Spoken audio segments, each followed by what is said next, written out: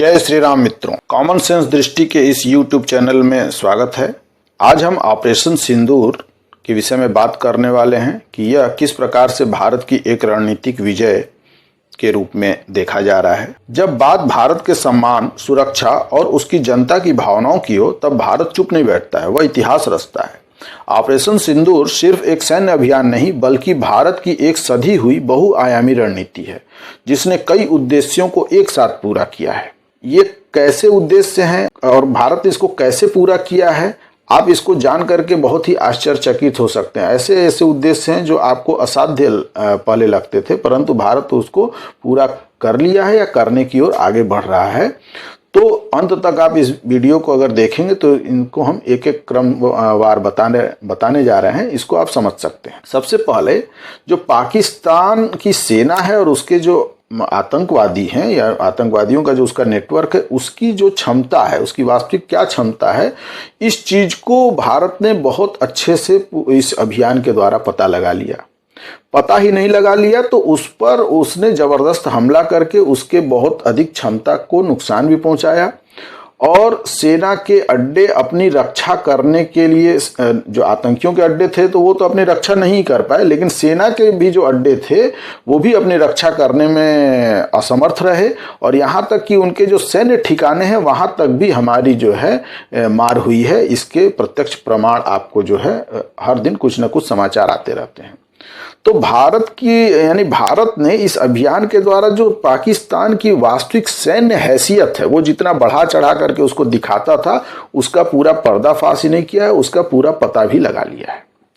फिर एक और उद्देश्य है कि भारत के अंदर जो पाकिस्तान का या पाकिस्तान समर्थित जो एक पूरा नेटवर्क है, जिसको हम कई बार स्लीपर सेल इत्यादि नाम से भी जानते हैं, गुप्तचरों इत्यादि का जो नेटवर्क है जो आतंकियों को तरह तरह के सहयोग करता है, तो उसको भी नष्ट करने का भारत ने जबरदस्त उपाय निकाला। जैसे ही भारत ने यह तय किया कि हमको ये अभियान प्रारंभ करना है, ऑपरेशन सिंदूर प्रारंभ करना है, वैसे ही देश की सुरक्षा एजेंसियों ने भारत के अंदर इस नेटवर्क को क्रैक करने की पूरी तैयारी कर ली और ऑपरेशन सिंदूर यानी युद्ध का भय देख करके पाकिस्तान ने इस नेटवर्क को एक्टिवेट कर दिया। जैसे ही एक्टिवेट किया, भारत की सुरक्षा एजेंसियां इसी ताक में बैठी थी और उन्होंने इनको क्रैक करना और इनको पकड़ना शुरू कर दिया।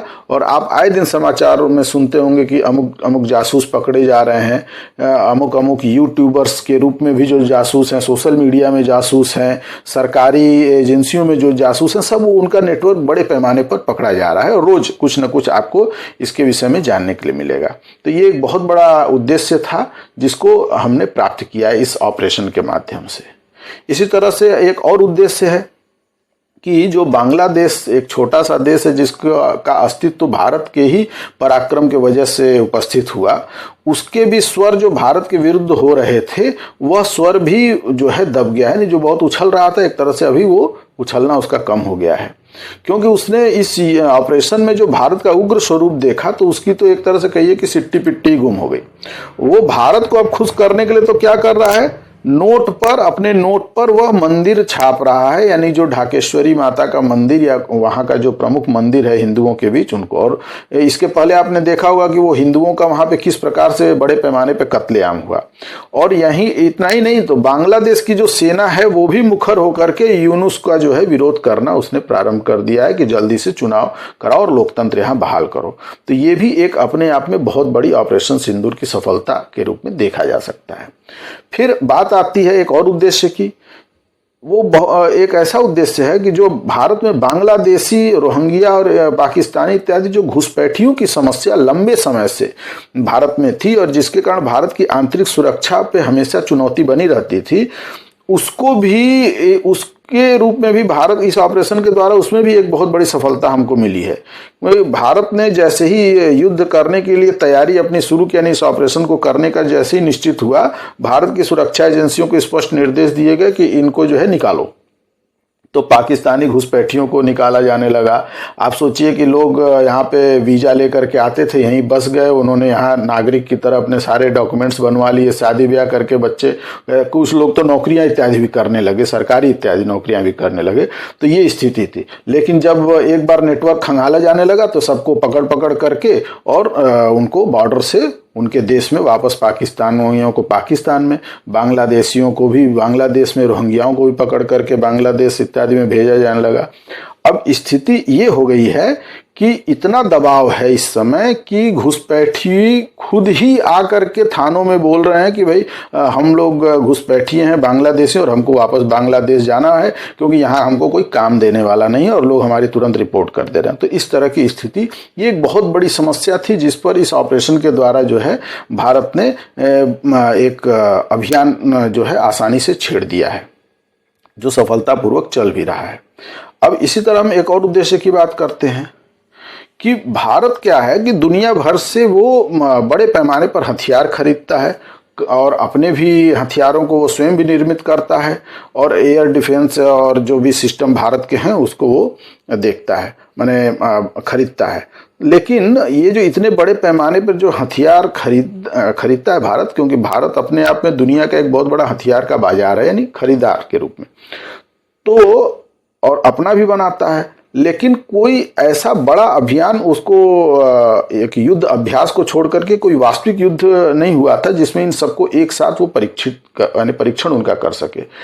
तो इस अभियान में वो सारी चीजों का उसने बहुत सफलतापूर्वक परीक्षण किया इस ऑपरेशन सिंदूर के माध्यम से, और युद्ध की जो रणनीति है उसमें जितने भी प्रकार के उसको रिसर्च इत्यादि के डाटा और इन सब चीजों की आवश्यकता थी उसको उसने प्राप्त ही नहीं किया है, बल्कि ये जो आने वाला युद्ध का समय है वो एक तकनीकी युद्ध का समय है। उस ओर आगे बढ़ करके भारत ने भविष्य के युद्ध की तैयारी के लिए भी एक तरह से अपना बेस तैयार कर लिया है। ये सेना की दृष्टि से, सैन्य क्षमता की दृष्टि से एक बहुत ही बड़ा बात, आप इसको उद्देश्य आप मान सकते हैं। इसी तरह पाकिस्तान द्वारा दुनिया भर में विशेष करके अमेरिका और चीन से हथियार खरीदे जाते हैं, यानी पाकिस्तान में ऐसे ही हथियार सामान्य रूप से मिलते हैं, यानी चीन उसको देता है नहीं तो अमेरिका देता है। यहाँ तक कि अमेरिका के विषय, चीन के विषय में कहा जाता है कि लगभग 83% हथियार जो है पाकिस्तान का आज के डेट में चीन का ही है। और भारत का क्या है कि वो रूस और फ्रांस इत्यादि कुछ देशों से, अमेरिका से भी नाम मात्र के वो हथियार खरीदता है। तो इस युद्ध में क्या हुआ कि अमेरिका और चीन के हथियारों की कमजोरी पता चल गई और भारत ने जिस तरह से अपना अभियान चलाया तो अमेरिका और जो चीन है उनके हथियार कहीं भी उस लेवल पे टिक नहीं पाए। इसके वजह से क्या हुआ कि इन दोनों के जो हथियार हैं उनके जो पश्चिम जगत का ये जो हथियारों का बहुत बड़ा बाजार है वो बाजार उनके हाथ से निकलता हुआ दिख रहा है और उसका स्थान भारत लेने जा रहा है।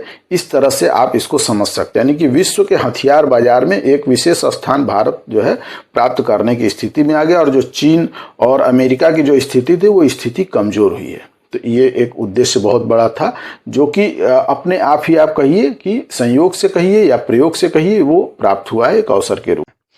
इसी तरह एक और बहुत बड़ा उद्देश्य था कि चीन जिस तरह से चीन के मिसाइलों को भारत ने जिस तरह से बर्बाद किया उस ऑपरेशन सिंदूर में, तो पाकिस्तान से ज्यादा यहाँ पर चीन को चोट लगी है और उसकी मिसाइलों की जिस तरह से मट्टी पलीद हुई, यानी जिस तरह से वो किसी काम के नहीं रहे और उसका कोई सफलता उनको नहीं मिल पाई, तो ऐसा हो गया कि पाकिस्तान यानी चीन जो है कुछ बोल भी नहीं पा रहा है और वो कुछ कह भी नहीं पा रहा है और उसको सहा भी नहीं जा रहा है।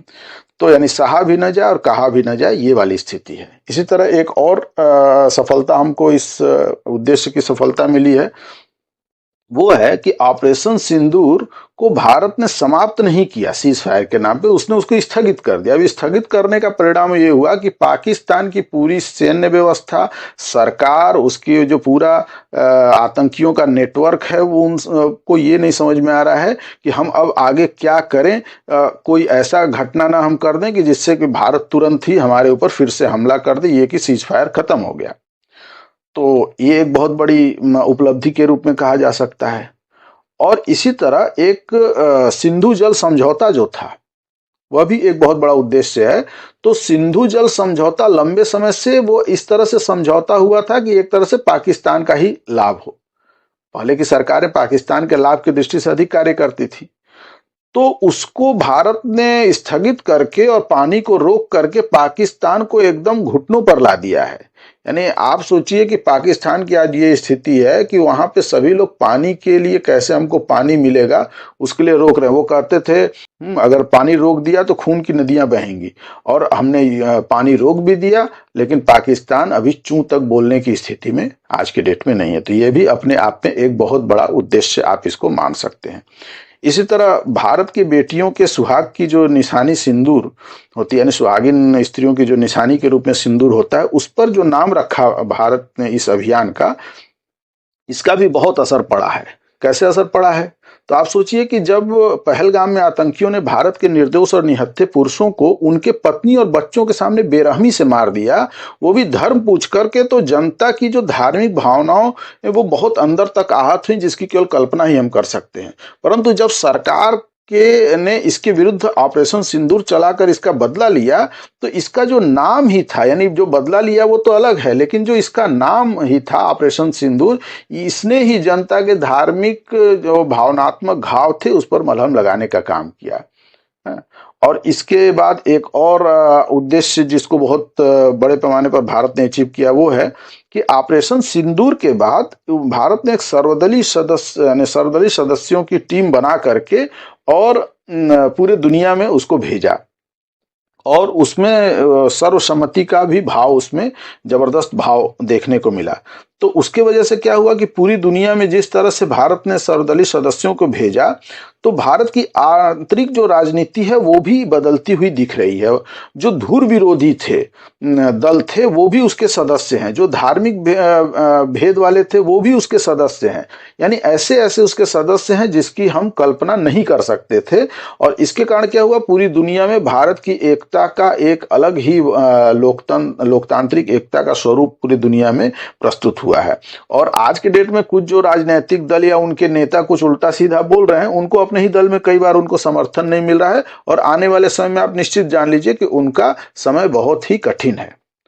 तो अब अंत में एक और उद्देश्य की हम बात करेंगे जिसको भारत ने पूरी तरह से प्राप्त किया, यानी कमाल ही कर दिया एक तरह से, कि ये जो ऑपरेशन सिंदूर इतना त्वरित था, इतना सटीक था और इतना घातक था कि अमेरिका भी अपनी बेइज्जती होता देख करके पाकिस्तान पर दबाव बनाने लगा, और पाकिस्तान को भारत के सामने आकर के, यानी सामने से आकर के उसको युद्ध विराम का आग्रह करना पड़ा। मात्र 3 दिन में ही ये युद्ध विराम होने के कारण परमाणु संपन्न राष्ट्र झुक जाए, ये दुनिया में अपने तरह का पहला ही आपको उदाहरण इसको आप बोल सकते हैं। और इतने छोटे और इतने कम समय के युद्ध के कारण दुनिया में भारत के विरुद्ध कोई लॉबी खड़ी होती, कोई उनके ऊपर सैंक्शन लगाने इत्यादि की बात चलती, उसकी भी संभावना इसके वजह से, यानी संक्षिप्त होने की वजह से समाप्त हो गई। तो इस तकनीकी युद्ध के कारण आप ऐसे समझिए, ऑपरेशन सिंदूर के कारण भारत को हर तरफ से लाभ ही लाभ हुआ है, और शत्रु को हर तरफ से हानि ही हानि हुई है। ऑपरेशन सिंदूर सिर्फ एक सैन्य कार्रवाई नहीं थी, यह भारत की रणनीतिक, राजनैतिक, कूटनीतिक और भावनात्मक एकता का प्रतीक बन गया है। यह है नया भारत, जो भावनाओं के साथ साथ शक्ति का भी सही प्रयोग करना जानता है। तो बोलिए भारत माता की जय। इसी प्रकार के और भी अगर आप वीडियो चाहते हैं कि आपको मिलता रहे, अपने सुझाव हमको भेज सकते हैं। हमारे चैनल को सब्सक्राइब करें, लाइक करें, अपने कमेंट में हमें बताएं कि और आप किस तरह के वीडियो हमसे चाहते हैं। हम उस तरह के वीडियो बनाने का प्रयास करेंगे। वंदे मातरम।